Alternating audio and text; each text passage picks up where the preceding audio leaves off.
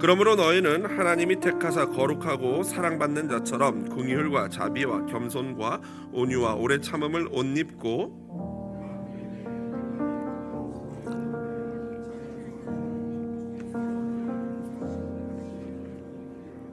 이 모든 것 위에 사랑을 더하라. 이는 온전하게 매는 띠니라.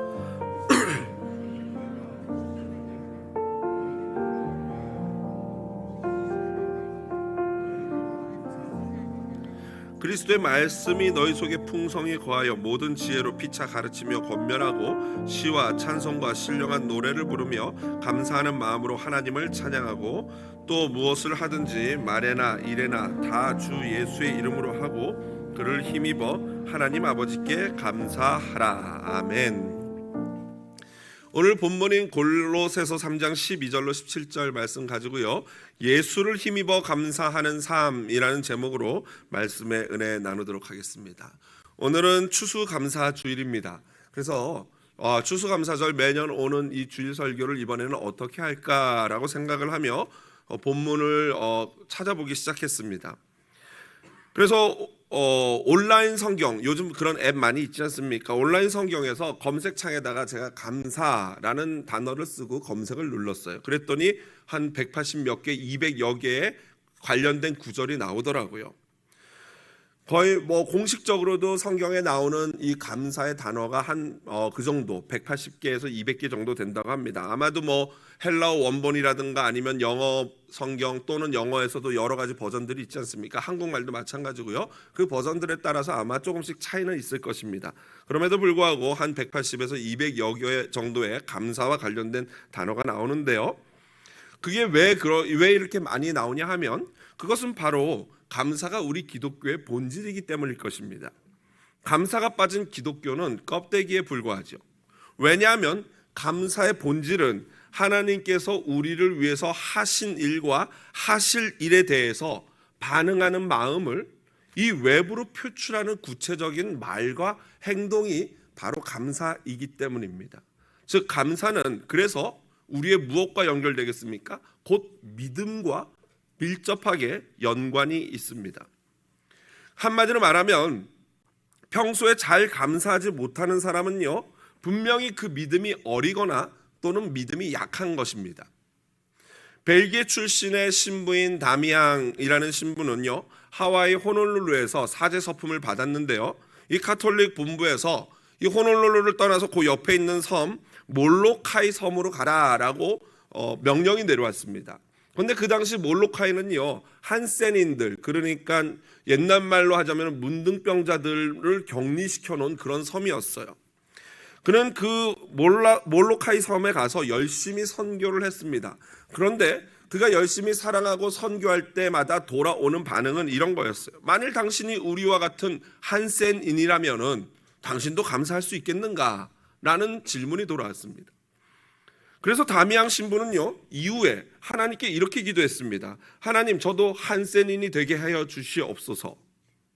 놀랍게도요, 1885년 결국 그는요, 한센인으로 진단을 받게 됩니다. 문둥병이 걸렸다는 것이죠.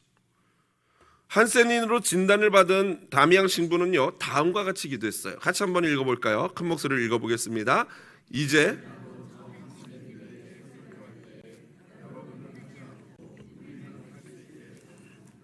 하나님, 내게 한센병을 주시니 정말 감사합니다. 여러분, 저와 여러분 이렇게 기도할 수 있습니까? 아마 당연히 못할 겁니다. 여러분보다 우리가 중요하니까 여러분, 우리가 이렇게 기도할 수 있겠습니까? 쉽지 않죠. 저도 설교 준비를 하면서 생각해 봤어요. 과연 내가 하나님 문둥병을 주시고 그래서 주셨더니 감사합니다 라고 과연 할 수 있을까? 솔직하게 고백하면 저는 못할 것 같습니다.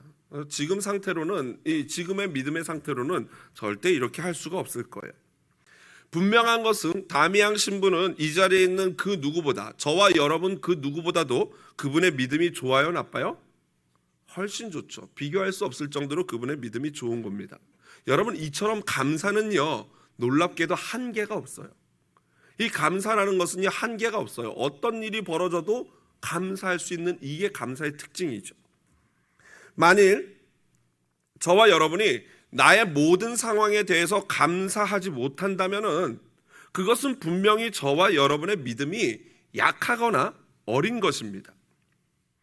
하지만 그렇다고 해서 우리 각자가 서로가 처한 믿음의 수준을 손가락질하거나 비난할 수는 없습니다. 왜 그렇습니까? 만약에 그렇다면은 저 역시도 다미양 신부로부터 그런 얘기 듣겠죠. 야, 너는 목사라면서 믿음이 그 정도밖에 안 되냐? 이런 얘기를 다미양 신부가 저에게 할 수 있지 않겠습니까? 그러니까 우리의 신앙은 A부터 Z가 있어요. 초신자도 있고 다미양 신부 같은 A 플러스 신앙도 있어요. 그 모든 신앙이 각자의 수준에 맞춰서 존재하는 것이죠. 그거는 문제가 되지 않습니다. 그럼 문제는 무엇이냐? 오늘보다 내일이, 그리고 어제보다 오늘이, 매일매일 믿음이 어떻게 돼야 됩니까? 조금씩이라도 성장해야죠. 작년보다는 올해가 믿음이 더 좋아져야 되는데 아무리 몇 달이 지나고 1년이 지나고 10년이 지나도 믿음이 성장하지 않고 그저 그 자리에 머물고 있다면 그것은 분명히 문제인 것입니다. 지금 현재 내 믿음 수준은 문제는 아니지만 믿음이 자라나지 않고 있다. 그거는 굉장히 심각한 문제죠.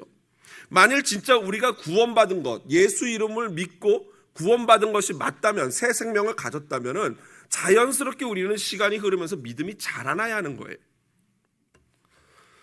서두에서 검색했던 이야기를 계속 나누겠습니다.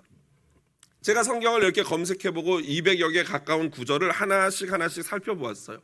어떤 본문을 통해 어떤 구절을 택해서 내가 말씀을 나눌 것인가. 그러던 중에 오늘 본문을 발견하게 된 것입니다. 그런데 본문을 찾아서 읽어봤더니 너무 좋은 거예요. 너무 좋더라고요. 여러분, 제가 이 골로새서를 몇 번 읽어봤을까요? 저도 몰라요, 몇 번 읽어봤는지. 저도 모를 정도로 많이 읽었을 거예요. 왜냐하면 이게 짧은 편지이기 때문에 설교도 많이 했고 새벽 설교 때도 했고 또 어렸을 때부터 계속 성경을 읽으면서 통독할 때도 읽고 부분적으로도 읽고 많이 읽었을 거예요. 그런데 어제는 읽는데 그저께 또 이번 주간에 읽는데 새롭더라고요. 본문이 굉장히 새로워요. 그래서 오늘 추수감사절 주일 본문으로 택하고 여러분들과 나누게 된 것입니다. 여러분 추천드리는데요. 오늘 댁에 가셔서 골로새서 처음부터 끝까지 한번 쭉 읽어보시기 바랍니다. 정말 좋습니다. 새롭습니다. 골로새서는요, 소아시아 지역에 있는 골로새 지역에 있는 교회들에게 보내는 사도 바울의 편지입니다.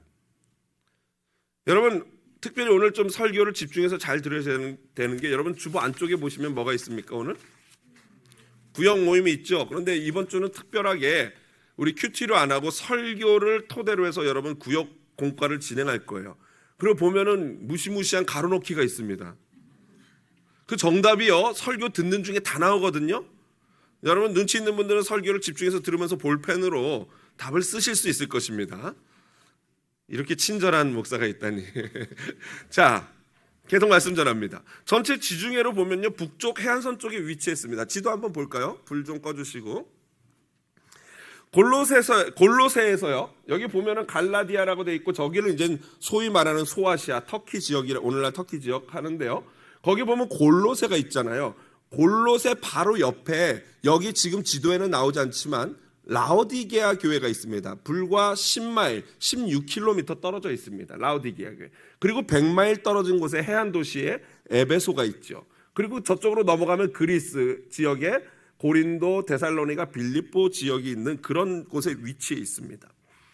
바울 서신 중에서 소서신, 그러니까 내용이 짧은 편지들 중에서 에베소서, 빌립보, 골로새, 그리고 빌레몬서를 뭐라고 부르냐면요, 옥중서신이라고 불러요. 왜 옥중서신이라고 부를까요? 그렇죠. 감옥에서 사도 바울이 이 편지들을 써서 보냈기 때문에 감옥 가운데서 쓴 편지다 해서 옥중서신이라고 합니다. 본 서신은요, 이 에베소나 빌립보서보다 먼저 쓰여진 서신이에요. 그리고 에베소서와 굉장히 내용적으로 유사하기 때문에 에베소서와 이 골로새서를 쌍둥이 서신이라고 부릅니다. 반면에 빌립보서와 빌레몬서는요, 굉장히 개인적이고 윤리적이죠. 에베소서와 골로새서는 굉장히 오피셜한 그리고 교리적인 편지라고 할 수 있습니다. 그렇다면 바울이 이 골로새서를 왜 쓰게 되었을까요? 오늘 우리가 읽지는 않았지만 골로새서 1장 7절을 보면요, 이렇게 되어 있어요. 이와 같이 우리와 함께 종된 사랑하는 에바브라에게 너희가 배웠나니 그는 너희를 위한 그리스도의 신실한 일꾼이요. 사실 바울은요, 에베소 교인들을 한 번도 본 적이 없어요. 바울이 감옥에 있는데 이 에바브라가 아마도 바울에게 고린도 지역에서 배워서 아마 이 지역, 골로새 지역에 교회를 세운 목회자인 것 같아요. 이 에바브라가 감옥에 있는 사도 바울을 찾아와서 문안을 했고요.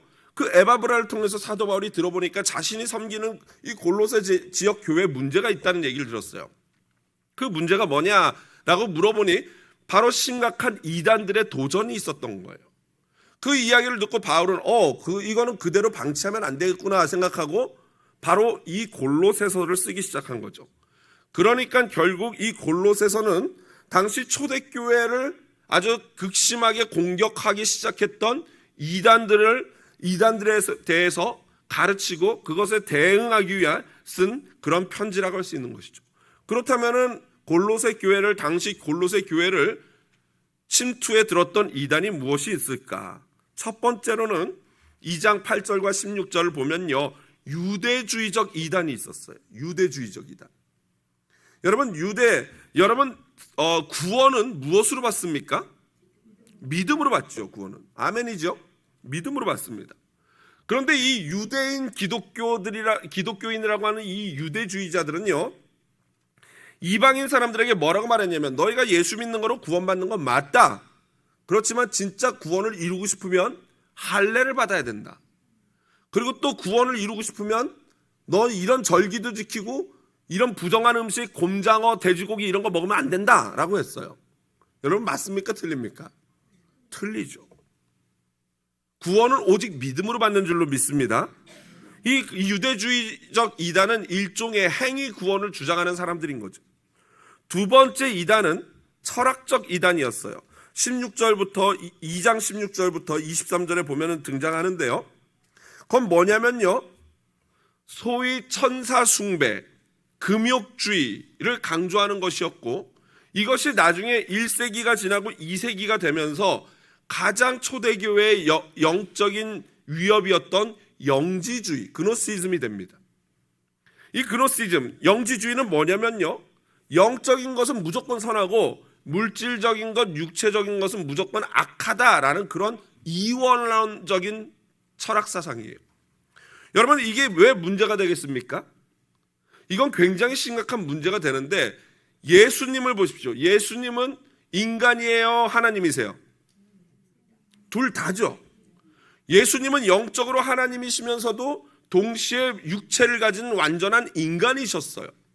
그러면 이 영지주의자들은 그 예수님을 어떻게 보겠어요? 물질이 있는 예수님, 육체가 있는 예수님은 악한 거기 때문에 그들은 뭘 부정하겠어요? 예수님의 인성을 부정하겠죠. 예수님은 인간일 리가 없어. 예수님은 영적인 존재야. 다만 이 육신은 눈에 보여지게 나타난 환상에 불과해 라고 주장했던 게 바로 영지주의자들이에요. 그러니까 예수님을 헛것으로 만들어버린 거죠. 이게 영지주의의 무서움인 겁니다. 또한 그들은 영적인 것이 선하다고 하다 보니까 천사를 숭배했어요. 그것도 반대급부적으로 육체는 무조건 악하니까 이 육신 안에서 올라오는 욕망들을 어떻게 해야 되겠어요? 막 잘라버려야 되는 거예요. 불교와 같은 거죠. 막 어떻게든지 그 촛불을 꺼버려야 돼요. 욕망의 불을 꺼버려야 돼요. 그래서 금욕주의 이단이 발병하게 됩니다. 그들은 자신의 막 육체를 상하게 하고 하면서 금욕주의를 이끌어갔던 거죠. 여러분 이런 것들은 굉장히 옳지 않은 신앙인 것이죠. 마지막 세 번째는 3장 1절부터 4장 6절에 제일 길게 기록된 건데요, 바로 기독교의 형식주의적 이단이었어요. 이거는 다른 게 아니라 오늘날 현대 교회에도 있을 수 있는 거예요. 예수 믿어요. 그리스도 부인하지 않아요. 하지만 그리스도의 주권과 그리스도의 지존하심을 인정하지는 않아요. 삶으로. 머리로는 믿는다고 하지만 하나님께 순종하지도 않고 하나님께 주인 로드십을 드리지도 않아요. 그냥 내 맘대로 사는 거예요. 이건 일종의 이단이죠. 그래서 바울은 절반 이상을 할애해서 이 부분에 대해서 권면하고 있는 것입니다. 그러다 보니까 이 골로새서는 굉장히 유명한 말씀들이 나오는데 1장 15절 한번 볼까요? 같이 한번 읽어보겠습니다. 그는 사도 바울이 이것을 강조한 거예요. 자꾸 물질적인 게 나쁘다고 하니까 그렇지 않다. 예수님은 눈에 보이지 않는 하나님이 눈으로 보여지게 나타난 하나님이 바로 예수님이다. 이 말씀한 거예요. 그 다음 2장 9절에 보면 그 안에는 신성의 모든 충만이 육체로 거하신다. 놀라운 신학이죠. 여기서 바로 예수님의 인성과 신성의 신학이 완성될 수 있었던 것이죠. 자, 이러한 골로새서에 대한 기본적인 배경을 가지고 오늘 본문 말씀을 살펴보겠습니다. 오늘 본문 12절은 이렇게 시작하죠. 원인 접속사 그러므로라는 것은 뭐냐면요, 앞에 것들이 원인이 되어서 뒤에 것들이 이루어지는 거예요. 그러니까 그러므로 이제 오늘 우리가 읽었던 부분이 쭉 나오면 오늘 우리가 읽었던 부분이 이루어지려면 앞에 어떤 말들을 했는지를 봐야 되는 거죠. 그렇다면 뭐가 그러므로인가? 첫 번째로 보면요, 먼저 2장 20절을 보면요, 이렇게 나와 있죠. 너희가 세상의 초등 학문에서 그리스도와 함께 어떻게 된 존재예요? 그렇죠. 너희는 세상 초등 학문에서 그리스도와 함께 죽었던 존재다라는 거예요. 여러분, 여기서 말하는 세상 초등 학문은 바로 아까 말씀드렸던 골로새 교회를 거세게 공격했던 금욕주의, 천사 숭배, 신비주의, 율법주의 이런 것들을 말하는 거예요. 그러한 것들에 대해서 죽었다라는 것은 뭐예요? 그러한 것들이 아무리 공격해와도 그것에 대해서 반응을 해요, 안 해요? 반응할 필요도 없고 반응하지도 않는다는 거예요. 왜요? 이미 그러한 것들에 대해서는 나는 이미 죽었기 때문에 유혹받지도 않고 영향력이 하나도 없다라는 그런 의미예요. 그렇습니다. 성도는요, 율법주의나 행위구원이나 신비주의나 금욕주의에 상관없는 그러한 존재인 줄로 믿습니다. 여러분, 그러므로 신앙생활을 할 때 율법주의자처럼 신앙생활하면 안 돼요. 내가 이걸 해야지만 하나님께 구원을 얻겠다. 틀린 신앙입니다. 잘못된 신학이에요. 우리가 사실은 아무것도 안 해도 오직 예수만 믿으면 구원받을 줄로 믿습니다. 이게 우리 기독교의 비밀이죠.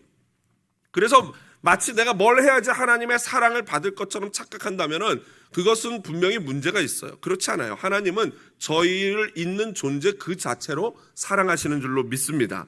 또한 여러분, 영적인 신비한 것들을 추구하는 것은 건강하지 않은 신앙입니다. 우리 기독교에는 신비가 있죠.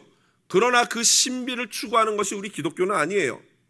그러니까 장난으로도 타로점이나 뭐 신문에 나와 있는 오늘의 운세 이런 거 보시면 되겠습니까? 안 되겠습니까? 여러분, 오늘의 운세 보면요, 사람이 참 약해서 어때요? 동쪽으로 가면 귀인을 만난다 이러지만 자꾸 차는 오른쪽으로 가고 있어요. 이게 우리 약한 인생이에요. 거기에 세뇌되는 거죠. 사탄의 거짓말에 놀아나는 거죠. 또한 여러분, 금욕한다고 해서 절대 우리가 의로워지지 않아요. 분명히 알아야 될 게 로마서에서 우리가 계속 요즘 수요일날 배우고 있지만 이미 저와 여러분은 더 이상 의로울 수 없을 정도로 의로워진 존재인 줄로 믿습니다. 이게 잘 아멘이 안 나오시죠? 왜 그러냐면요, 자꾸 내 자신을 보니까 그래요. 이 의로움은 우리의 삶의 의로움이 아니라 우리의 법정 용어예요.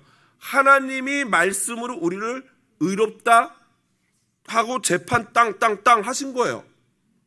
그렇기 때문에 더 이상 의로워질 수 없어요. 다만 우리는 거룩을 위해서는 힘써야 돼요. 그게 이제 뒷부분 세 번째, 네 번째 나오는 부분이니까 좀 이따 살펴볼게요. 여하튼 금욕주의를 하면서 우리가 더 거룩해질 거라고 생각하는 것은 자기 기만이고 자기 만족일 뿐입니다. 두 번째로 왜 사도 바울이 그러므로 했는가? 두 번째는요, 3장 1절에 나와 있습니다. 성도는 그리스도와 함께 살리심을 받은 존재다. 성도는 첫 번째로 세상과 죄에 대해서 죽은 존재고, 두 번째로 그리스도와 함께 살리심을 받은 존재다. 무슨 말입니까? 새로운 피조물이 됐다는 거예요. 새 창조하셨다는 거예요. 세 번째로 3장 5절을 보시면요, 그러므로 땅에 있는 지체를 죽이라. 여러분, 이것이 바로 거룩과 연관된 거예요. 보세요. 너희는 세상 학문에 대해서 죽었다. 그리고 그리스도와 함께 살았다라고 얘기했어요. 그런데 다시 또 뭐라 그래요? 지체를 죽이라 그래요. 이게 도대체 무슨 말이에요? 그러니까 기본적으로 칭의에 있어서는 우리가 죄에 대해서 죽고 살았기 때문에 의로워졌어요. 이제 그 다음부터는 뭐가 필요해요? 거룩이 필요해요. 즉 구원의 성화의 단계를 얘기하는 거예요. 이미 우리가 의로워졌지만, 이미 주님으로 말미암아 구원을 받았지만, 칭의를 받았지만 여전히 저희는 죄의 몸을 입고 있는 사람들이에요.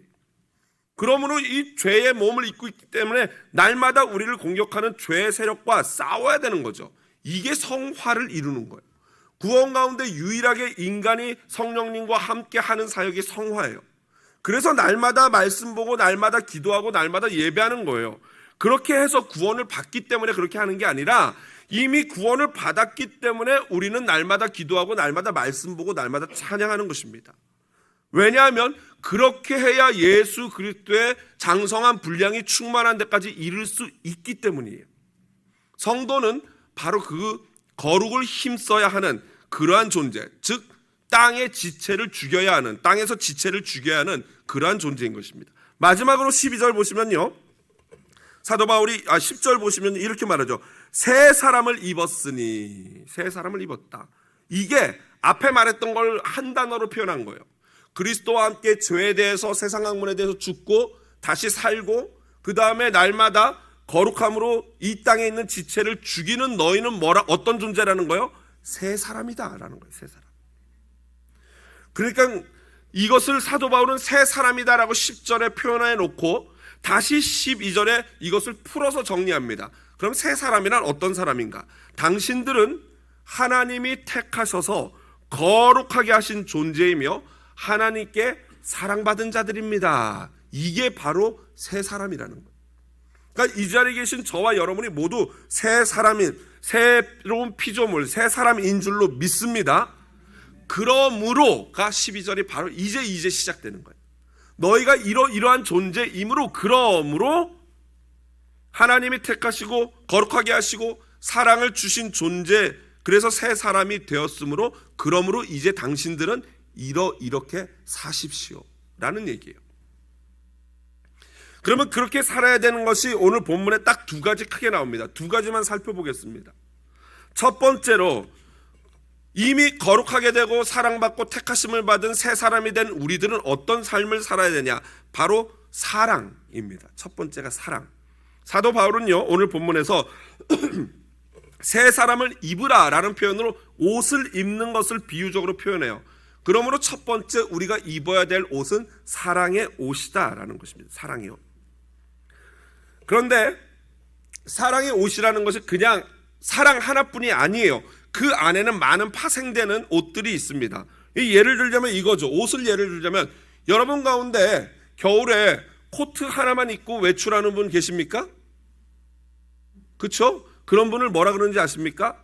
환자라고 합니다. 여러분 맨몸에 코트 하나 입고 나가면 그분은 환자예요. 잘 돌봐드려야 되는 분이에요. 여러분 코트 입기 전에 뭘 입습니까? 양말도 신고 속옷도 입고 팬츠도 입고 셔츠도 입고 수트도 입고 넥타이도 하고, 그리고 마지막에 뭘 입어요? 코트를 입는 거예요. 그게 사랑이에요. 그러면 그 안에 있는 여러 가지 자질구레한 옷들은 무엇인가? 바로 오늘 본문 12절에 잘 열거되어 있습니다. 우리가 입어야 될 옷들, 종류들을 한번 살펴볼까요? 첫 번째로는 긍휼의 옷이에요. 같이 한번 읽어볼까요? 그 다음 무슨 옷이에요? 자비의 옷. 세 번째는 겸손의 옷. 네 번째 온유의 옷. 그 다음 오래 참음의 옷. 그 다음 13절로 넘어가면 용납의 옷을 입어야 되고, 마지막으로 용서의 옷. 이렇게 7가지 옷을 입어야 되는 것입니다. 그리고 여기에 마지막으로 뭘 입는 거예요? 사랑의 옷을 덮는 거예요. 여러분 패션의 완성이 무엇인지 아십니까? 패션의 완성, 얼굴이래요. 얼굴. 그러니까 여기 계신 분들은 다행입니다. 너무 옷 입는 거 신경 쓰지 않으셔도 됩니다. 무슨 말인지 못 알아들으십니다. 너무 신경 쓰지 않으셔도 됩니다. 편안하게 입으십시오. 그런데 오늘 본문에서는 패션의 완성이 뭐냐면요, 허리띠래요. 띠, 사랑의 띠. 이것은요, 이 모든 옷들을 입고 마지막에 코트를 걸치고 사랑의 띠로 이거를 꽉 조여서 완성하라는 거예요. 바로 사랑은 이 모든 긍휼, 자비, 겸손, 온유, 오래 참음, 용납, 용서를 완성하게 온전하게 만들어주는 것이 뭐예요? 사랑이라는 거예요. 여러분, 이것은요 그냥 일반적인 복장보다도 군복에 비유하면 더 정확하게 이해할 수 있어요.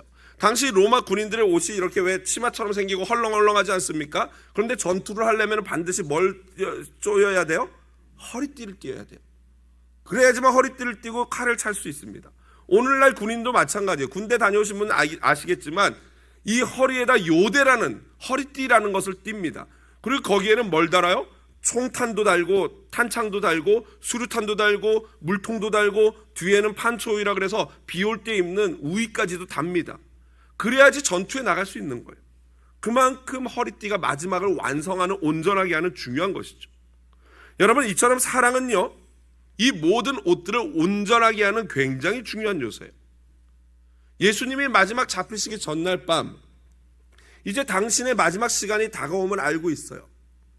그러면서 주님이 결심하는 게 있죠. 요한복음 13장 1절을 보면요 뭐라고 나와 있냐면 자신의 사람들을 사랑하되 어떻게 해요? 끝까지 사랑하겠다고 예수님이 결심하십니다. 그게 요한복음 13장 1절에 나와 있죠. 그리고는 마지막 설교에서 중요한 말씀을, 명령을 내리십니다. 요한복음 13장 34절 같이 한번 읽어보겠습니다. 새 계명을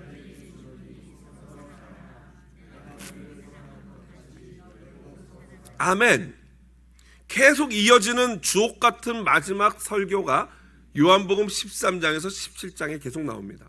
여러분, 오늘 추수감사절 맞아요. 집에 가셔서 가족들이 모여서 함께 골로새서도 읽어보고 요한복음 13장부터 17장까지의 마지막 설교도 읽어보십시오.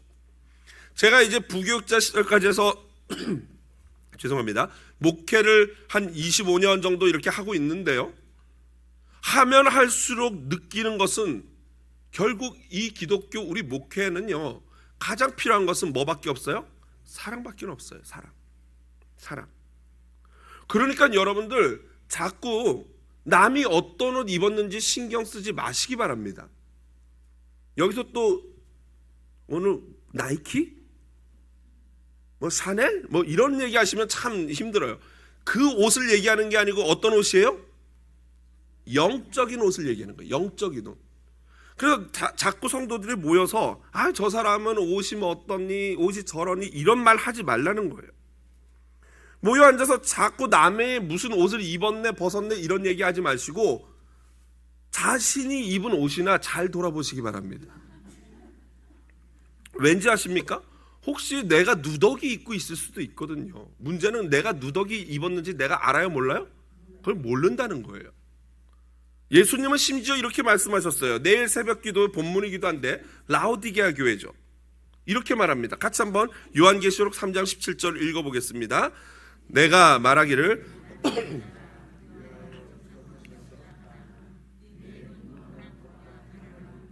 가난한 것과 눈먼 것과 벌거벗은 것을 알지 못한 아멘. 부자 교회였던 라오디게아 교회는요 스스로 옷을 잘 입는다 생각했어요. 하지만 그들은 실상은 누더기가 아닌, 누더기조차도 아닌 아예 뭐예요? 네이키드예요. 아무것도 입지 않은, 실오라기 하나 걸치지 않은 벌거벗은 상태였다는 거예요.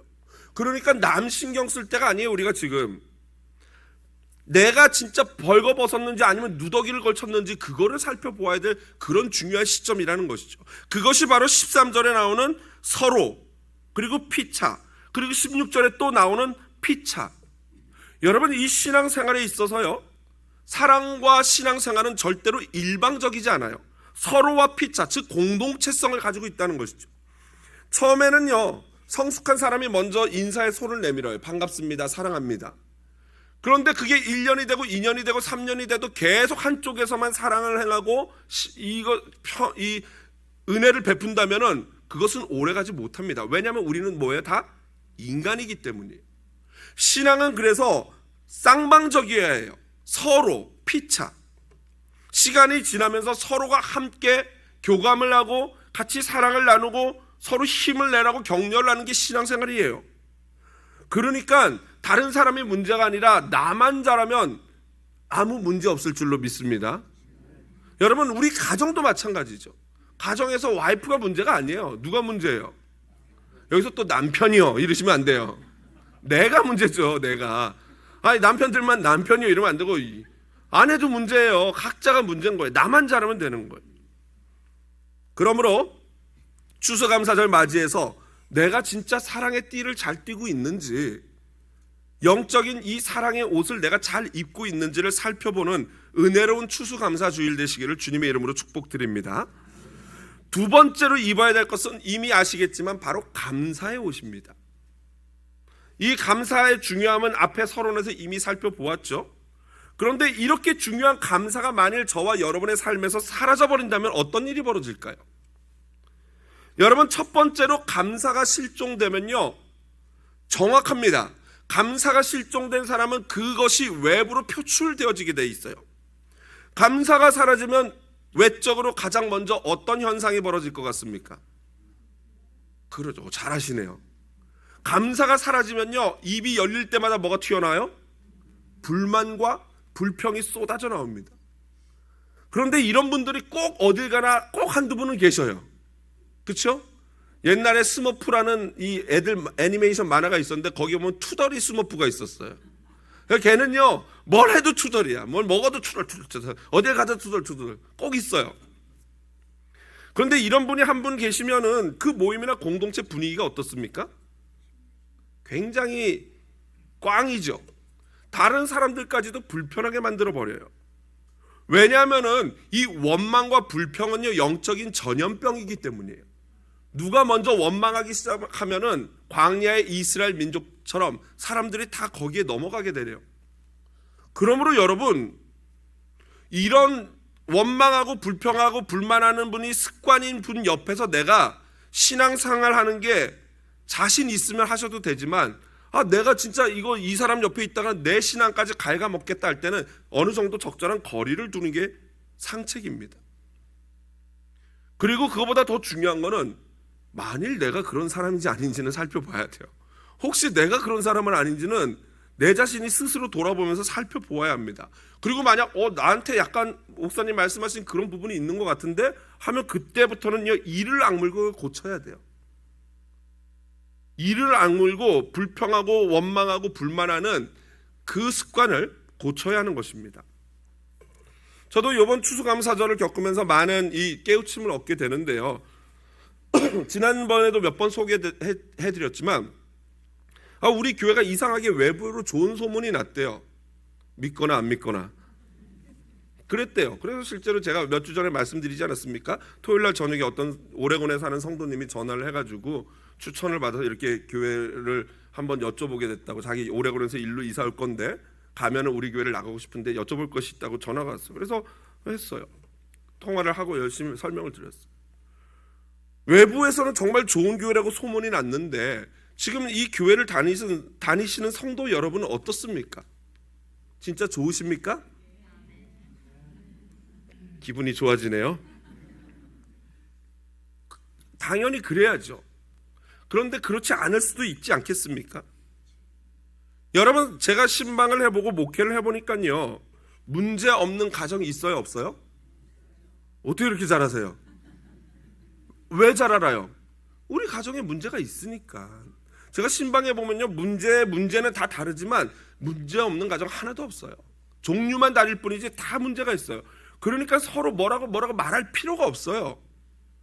판단할 필요도 없고 그냥 우리 가정에 있는 문제만 잘 컨트롤하면 되는 거예요. 그럼 여러분, 문제 없는 교회 있을까요? 없어요. 천상에 있는 천국 교회밖에는 문제 없는 교회는 없어요. 그러니까 가정의 문제나 공동체의 문제를 살펴볼 때 우리는 이걸 살펴봐야 돼요. 내가 문제는 아닌지, 혹시 내 문제는 아닌지, 우리 가정에 있는 이 문제가 나 때문에 그런 건 아닌지를 살펴보아야 합니다. 그래서 필요한 것이 사랑의 옷이고 감사의 옷이에요. 저 역시도 말씀드린 것처럼 이 감사주일에 이 감사를 회복해야겠다 하는 생각을 해요. 그래서 제가 좀 민망하지만 솔직히 말씀드리면요, 이제 막 성도들이 많이 오는 게 좋을까요, 안 좋을까요? 어떻게 그렇게 잘하시는지 모르겠어요. 내 마음을 어떻게 잘하시는지 모르겠어요. 좋아요. 좋은데 이제 오늘 방문하신 분들 계신데 또 오해하지 마시기를 바랍니다. 어느 날 이렇게 너무 좋긴 좋은데 이제 제가 좀 지쳤나 봐요. 그러니까 막 너무 이렇게 막 이 설교 2번 하고 새가족반에 가가지고 거기 앉아 있으면요, 여러분 초긴장을 해요. 제가 겉으로는 안 그렇지만 왜 긴장이 될까요? 아니 전도도 잘 못하는 이 시대에 본인 발로 찾아오신 성도님들이라면은 어떻게든지 우리 교회에서 복음을 듣고 신앙생활을 할 수 있도록 도와드려야 되지 않겠습니까? 그런데 거기서 웃고 밥 먹으면서 하는 가운데 말 한마디 실수하면 어떻게 돼요? 교회 이제 안 나오시고 저분이 뭐 강단에서는 뭐 꽤 있는 소리 하더니 막상 가까이서 얘기 나눠보니까 별거 아니구만 이러면서 다른 교회 가실 거 아닙니까? 그러니 얼마나 긴장이 되겠냐고요. 그래서 저는요 사전에 이렇게 얘기해요. 성도님 우리 교회 등록하지 마시고 여기 동네가 한 60개 정도 교회가 된다고 하니까 다 돌아다녀 보시고 오십시오. 속은 어때요? 그러지 마세요. 제발 등록하세요. 이러지만 그거보다 차라리 다 돌아보고 오시는 게 훨씬 낫잖아요. 그렇죠? 그렇게 해요. 그러다 보니까 이제 저희가 어느 정도 스트레스를 받았나 봐요. 그게 스트레스인가 봐요. 그래서 하나님 이거 좀 안 와도 괜찮은데, 왜냐면 새가족반에 가보면요 대부분의 성도님들은 굉장히 건강하고 좋으신데 간혹 가다 보면은 독특한 분 계세요, 안 계셔요?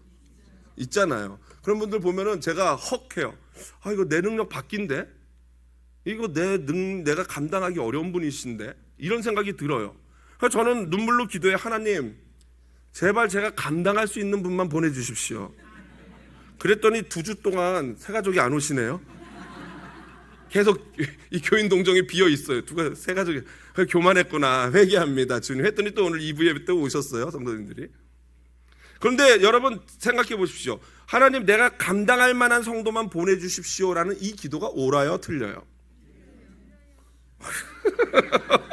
어떻게 이렇게 잘하세요? 목사도 모르는 걸 이렇게 잘하세요? 왜 틀려요? 골라받겠다는 거 아닙니까? 감사합니다. 너무 격하게 공감해 주시는데. 그래서 기도가 바뀌었죠. 뭐라고 바뀌어야 됩니까? 하나님 어느 분이 있는지 좋습니다. 상처받는 분이건 힘든 분이건 독특한 분이건 어느 분이든지 보내주십시오. 다만 저와 우리 공동체가 그 어떤 분이라도 감당할 수 있는 공동체 목사 되게 하여 주시옵소서. 아멘이십니까? 여러분 그거 저 혼자 못해요. 누가 해주셔야 됩니까? 같이 하셔야 돼요. 제 힘으로는 불가능합니다. 혼자는 안 돼요. 우리가 같이 함께 그걸 감당해낼 수 있는 교회가 돼야 되지 않겠습니까? 여러분 교회가 이 사람은 이래서 못 받고 저 사람은 저래서 못 받고 그러면 교회예요, 동호회예요? 동호회죠. 교회는요 어떤 분이 오셔도 너끈히 감당해야 하는 그러한 공동체인 줄로 믿습니다. 여러분 이 연약한 목사인 저를 위해서 기도해 주세요. 우리 목사가 다른 건 몰라도 어떤 성도든지 다 감당할 수 있는 능력 있는 목사님 됐으면 좋겠다. 기도해 주시길 주님의 이름으로 부탁을 드립니다.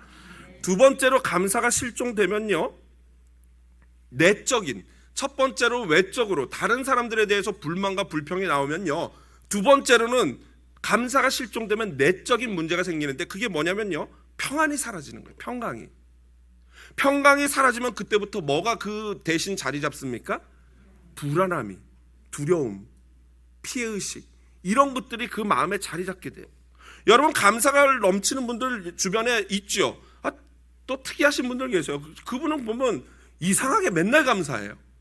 그죠? 그런데 그런 분들 보시면 내적인 평안함이 있어요, 없어요? 얼굴이 늘 밝고 얼굴이 환하고 기쁨이 넘쳐요. 그분들과 함께하면 나도 전염이 돼가지고 나도 기뻐져요. 그런 분들은 신기하게도 자신이 밥을 누군가에게 사주면서도 뭐라고 얘기해요? 그렇죠. 감사합니다 얘기야. 목사님 저랑 같이 함께 해주셔서 감사합니다 이게 참 신기하죠. 그런데 반면에 어떤 분들은요 감사가 사라진 분들은요 누가 밥을 사줘도 어떻게 돼요? 먹고 나서 오늘 음식은 좀 짰어. 진짜 화상이죠. 그런 분들은 진상이에요, 진상. 그 입을 좀 이렇게 다물었으면 좋겠는데. 여러분 운전하다 보면 자동차 사고가 날 수 있지요. 그런데 감사하는 사람들은 자동차 사고가 나면 대번에 뭐라고 말씀하십니까?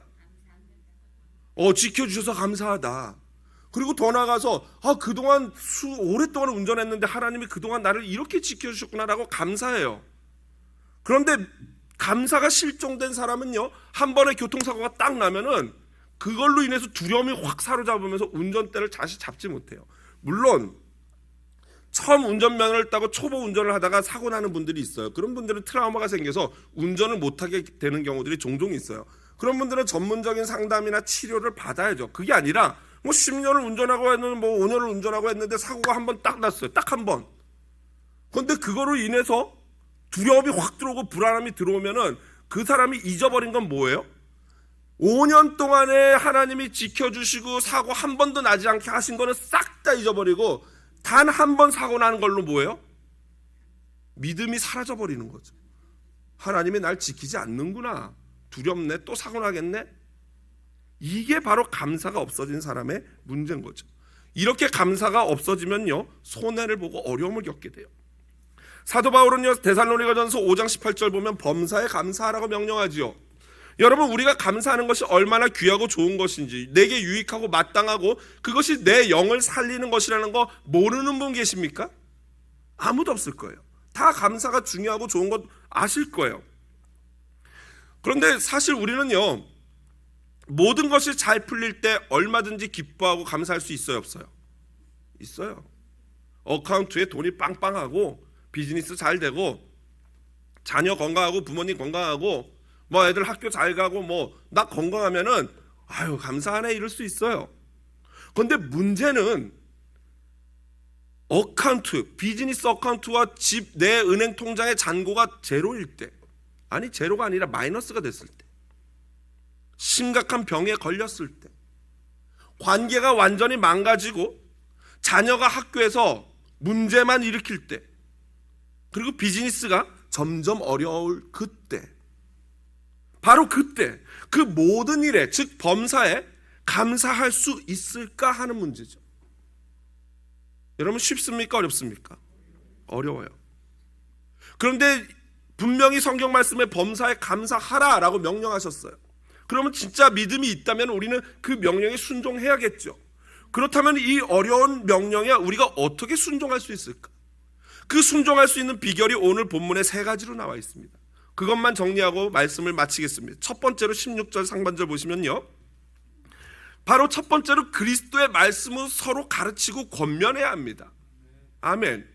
여러분 바로 이것이 공동체가 주는 유익성이에요. 처음에는 나만 힘든 줄 알았는데 공동체에 나와서 얘기를 나눠보니까 이 사람도 힘들어, 이 사람도 힘들어, 이 사람도 힘들어요. 그런데 힘을 내서 신앙생활 잘하고 있어요. 나보다 이분이 더 힘든데 가만히 보니까 그걸 보면서 믿음이 생기는 거예요. 그게 서로고 그게 피차예요. 관계성 안에서 우리는 성장하고 배우는 것입니다. 또한 일방적이 아니라 서로가 서로에게 철이 날카롭게 하듯 서로의 믿음을 세워주는 거예요. 그리고 그 가르침의 재료가 뭐예요? 그리스도의 말씀인 줄로 믿습니다. 그러므로 위기일 때 말씀을 배우고 오히려 서로 더 나누고 그렇게 해야 이길 수 있고 일어설 수 있는 거예요. 두 번째로 16절 하반절을 보면요, 바로 신령한 찬양과 기도를 할 때 우리는 범사에 감사할 수 있습니다. 여러분 어떨 때는 기도조차 나오지 않죠. 힘들 때. 그럴 때 뭘 하면 돼요? 찬양하면 되는 거예요. 찬양은 곡조 있는 뭐예요? 기도라고 했어요. 기도조차 할 수 없을 정도로 힘이 들 때는 노래를 부르면서 서글픈 노래를 부르면서 하나님께 기도하는 거예요. 그 많은 것들이 모인 게 뭐예요? 다윗의 시편인 거죠. 다윗의 순환과 고난이 노래로 승화된 기도가 시편인 거예요. 그리고 이 신령한 찬양과 기도가 함께 합쳐진 걸 뭐라 그러냐면 예배라고 합니다. 예배. 그래서 고난 중에는요, 하나님을 멀리 떠나는 게 아니라 오히려 하나님 앞에 더 나와서 성전에 나와 무릎 꿇고 눈물로 하나님을 예배하고 기도해야 하는 것이죠. 예배하는 자리에 생명과 회복이 있는 줄로 믿습니다. 눈물로 찬양하고 기도할 때 하나님은 반드시 저와 여러분의 삶에 놀라운 역사를 이루셔요. 원망이 변하여 감사가 될 줄로 믿습니다. 눈물이 변하여 춤이 될 줄로 믿습니다. 마지막으로 17절, 이게 그렇게 하고 싶은데 그래도 힘들어요. 그래서 사도 바울도 알기 때문에 말한 게 뭐냐면 오직 그를 힘입어 감사하라라고 말해요. 오직 예수를 힘입어. 여러분 우리는 오직 예수를 힘입지 않고는요 감사할 수 없는 존재들인 줄로 믿습니다. 확실합니다. 만일 여러분이 누군가가 정말로 잘 감사하는 분이 있다면요, 그분은 교만해서는 안 돼요. 누가 주신 힘 때문에 그렇게 감사할 수 있는 겁니까? 그렇습니다. 그분 안에 예수가 충만하기 때문에 어떤 문제 가운데도 감사할 수 있는 거예요. 내가 잘나서가 아니에요. 인간은 그게 안 된다니까요. 오직 예수를 힘입을 때 저와 여러분은 범사에 감사하는 멋진 신앙인 될 줄로 믿습니다. 말씀을 정리합니다. 여러분, 카도스의 은혜에 대해서 들어보셨습니까? 카도스, 헬라어 카도스는요, 무엇처럼 또는 무엇 같이라는 거고요. 영어로 딱 하자면 even as예요. 요한복음 13장 34절, 내가 너희를 먼저 사랑한 것 같이, 내가 너희를 먼저 사랑한 것처럼.